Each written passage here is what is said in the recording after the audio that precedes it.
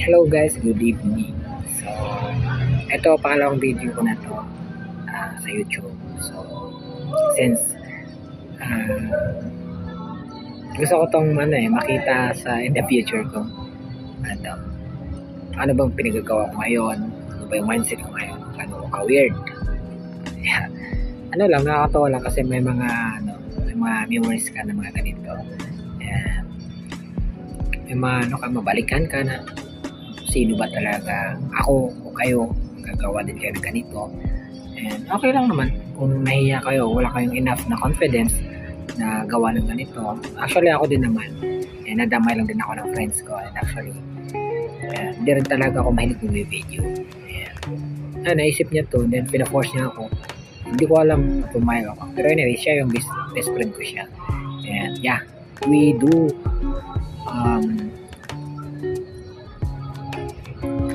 parang ang ginagawa namin lagi is mag-aaral lang talaga. I-invest namin lahat ng oras namin sa knowledge. Parang knowledge talaga kami. First namin na pinaka-prioritize namin is knowledge talaga. Kasi yun talaga yun eh. Yun na yung asset mo, or yun na yung foundation mo kumbaga in the future. So, ayun. Medyo ako kasi medyo mahilig ako sa mga philosophy, deep ako mag-isip. Ayan. Which is maganda, and may disadvantage saka hindi. And may advantage saka disadvantage. Pero depende kasi yan sa atin eh. Kung saan tayo nagre-resonate sa isang bagay. And ang lang siguro yung share ko ngayon is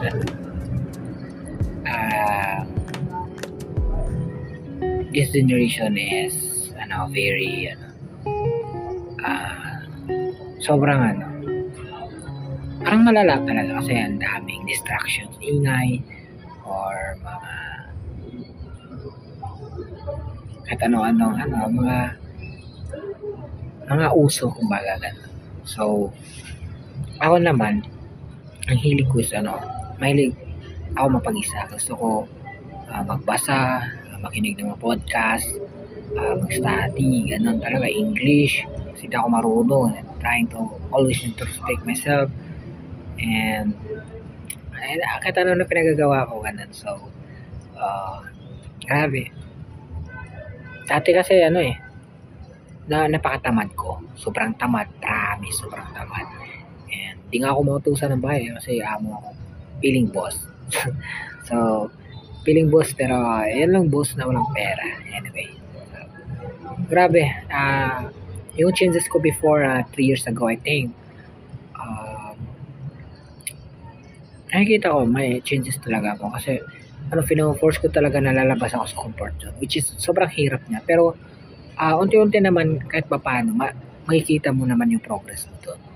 And kung magsisikap ka lang talaga and consistent mo siya gawin, and hindi ka mag-focus sa huwag ka mag-focus sa kumbaga result, mag-focus ka sa system mo or preset mo kung paano mo siya ginagawa.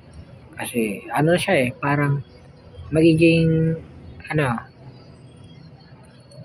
yung kumbaga yung kakalabasan is magiging natural lang siya kapag yung present mo mismo ngayon is nagawa mo siya ng maayos. Yeah. So,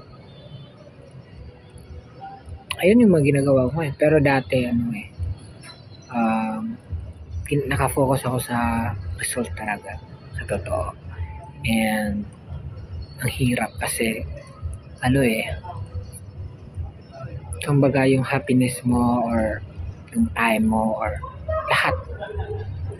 Toxic ka, kumbaga. Toxic ka sa ibang tao kasi kung nakafocus ka sa future, parang wala kang pakialam sa mga surroundings mo, kahit mga even parents mo, mga family, friends, wala kang pakialam. Nakafocus ka lang sa vision mo. And hindi siya magandang example. Pero lot of people, they are still do pa rin yung maganda. Hindi rin natin sila masisi kasi kanya-kanya naman tayo ng philosophy sa buhay. Pero ayun nga, magiging aware lang, and laging mag-remind lagi sa sarili na ito ako, maging humble ako kahit meron akong alam o wala, dapat ganun, maging stable. And yan, learn how to love people, learn how to acceptance, and learn how to let go.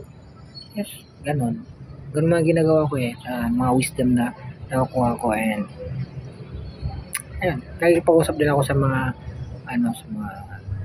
pastor, mga ganon, mga may edad na talaga, kumbaga. And ayun, yun siguro yung isa ko sa mga strength ko, mga ganon. Nakikipag-communicate ako